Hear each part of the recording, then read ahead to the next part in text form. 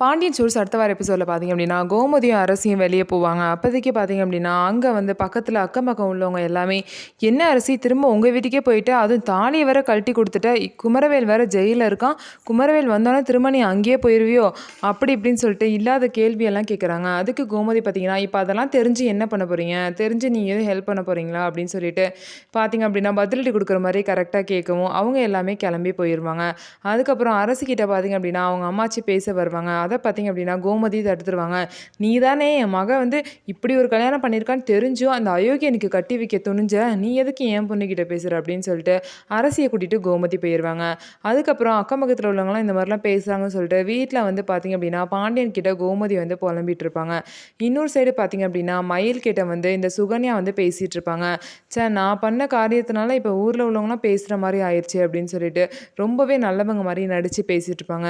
என் வாழ்க்கையில் இந்த மாதிரிலாம் நிறைய விஷயம் நடந்திருக்கு அப்படின்னு சொல்லிட்டு சுகன்யா அவங்க பழைய கதையெல்லாம் வந்து மயில் கிட்ட சொல்கிறாங்க. சுகன்யா வந்து நம்பவே முடியாது. மயிலையும் பார்த்தீங்கன்னா ஏதாவது பிரெயின் வாஷ் பண்ணி ஏதாவது புதிய பிரச்சனையை உண்டாக்கலாம் அப்படின்னு சொல்லி கூட பிளான் பண்ணலாம். என்ன பண்ண போகிறாங்க அப்படிங்கிறத பொறுத்து இருந்து பார்க்கலாம். நம்ம வீடியோ உங்களுக்கு பிடிச்சிருந்தா நம்ம வீடியோவை லைக் பண்ணிக்கோங்க. அதுக்கப்புறம் மறக்காமல் நம்மளோட சேனலை சப்ஸ்கிரைப் பண்ணிவிட்டு பாருங்கள்.